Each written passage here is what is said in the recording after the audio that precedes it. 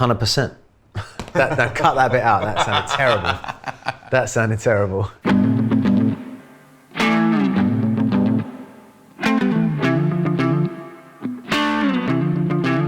The Black Axe Mangal Flatbread. Sick. This is I'm it. gonna wash my hands. You wash your hands. Let's start with the water. You don't need any work surface. You don't need anything other than a set of scales that works. Yeah, that will stop. It'll just take a second. And a container for this. Yeah.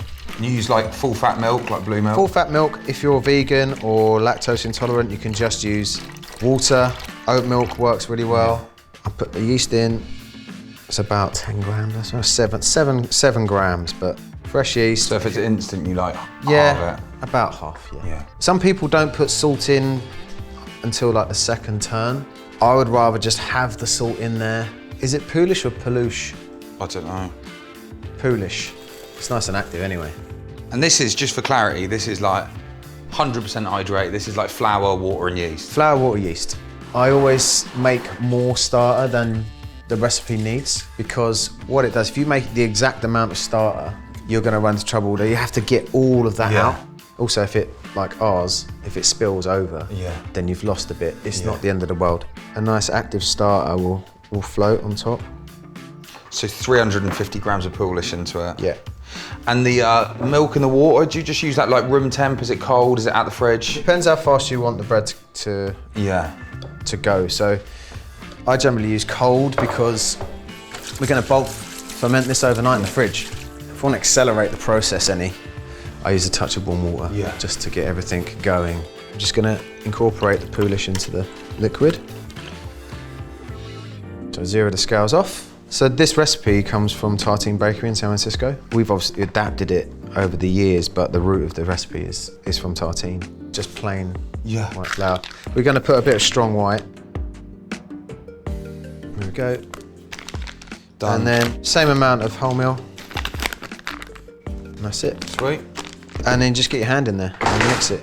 This is the cornerstone of Black Axe Mangal, this recipe. Like this is like your universal bread. Yeah, absolutely. Everything goes on. We don't really veer from this recipe. Yeah. With the squid ink, if you want to recreate the squid ink, you just replace some of the hydration from the water with squid ink. It's like 30 grams. 30 grams? Yeah.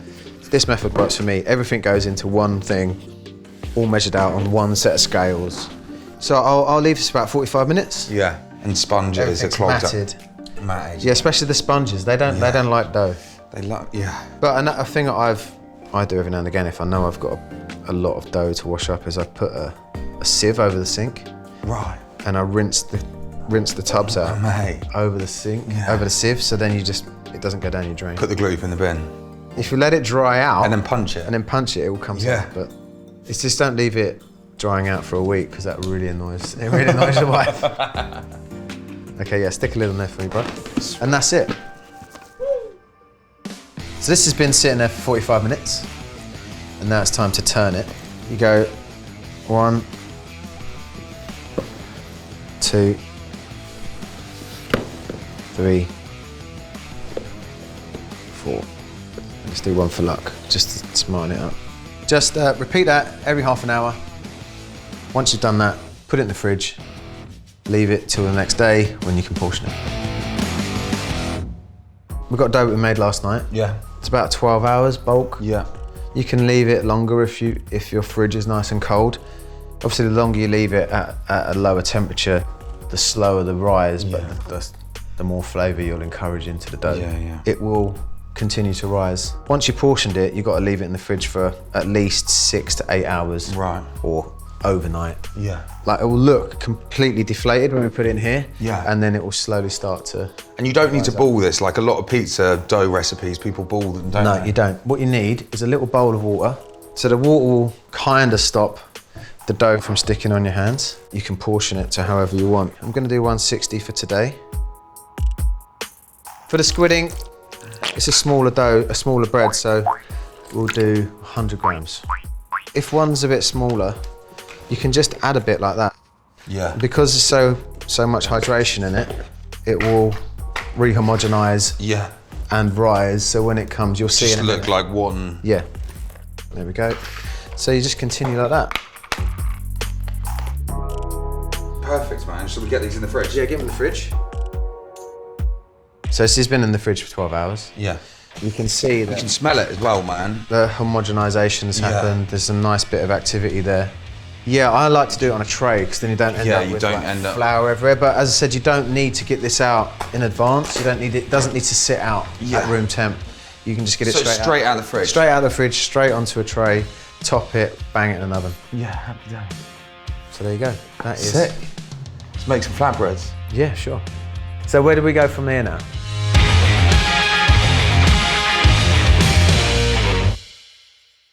It's proving you wrong, man. Is that a joke? Yeah. Proving me wrong. It's a pun. What was I saying? Can't remember. I can't remember either. We talked about the squidding. Must have been really boring. Right, so we've got some little plastic tubs here. It smells nice. So